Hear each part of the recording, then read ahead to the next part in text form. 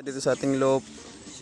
Nga pala yung hen guys, pag makita nyo guys, ano na siya, malapit na siya mangitlog guys. So ayan guys, mag-ano lang tayo guys, medyo pinapatuyo lang natin yung ating lalagay. Tapos ang kailangan lang natin ibistay yung gayan. Ito kasi mabato to guys. Ayan guys, mabato, kaya nagtataka kayo kung bakit basag ang egg ng kalapati nyo guys. So kailangan nyo lang guys bistayin. At meron na nga pala ako dito guys na bidilad na buhangin guys, kaya kailangan lang natin siyang bistayin guys. Kailangan yung pure na buhangin guys para hindi siya mabasag. Yan, gayanin lang natin siya guys.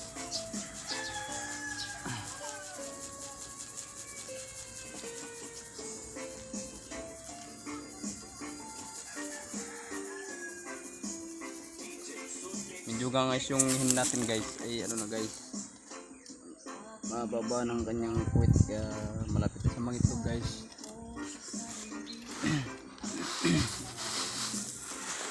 Kailangan natin talaga guys bistayin to guys.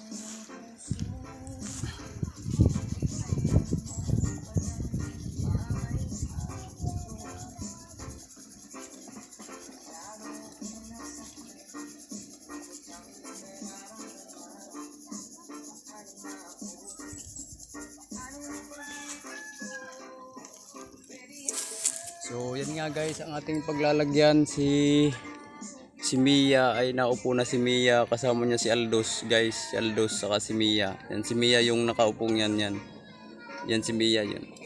Yan. Malapit na nga siyang mangitlog guys. Yan guys, malapit na siyang mangitlog.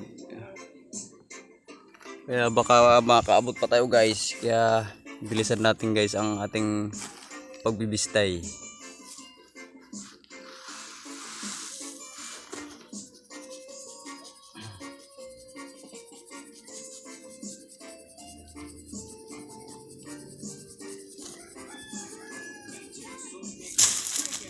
Ganyan guys, ang simpleng parang guys para ang itlog nyo hindi mabasag. Ay, itlog nyo ang itlog ng kalapati pala guys.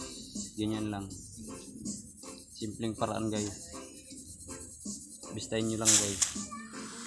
So ayan guys, naubos na nga natin at ready to Mia to Aldos na to guys.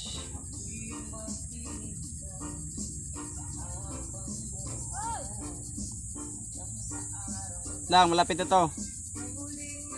So ayun guys, natawag na tayo guys, kaya bilisan na natin guys.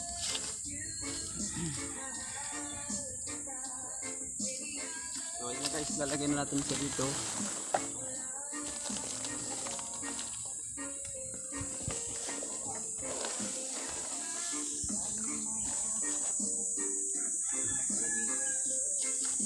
So ayun na guys, natapos na natin guys, ilalagay na natin siya doon guys. So ngayon bubuksan muna natin guys.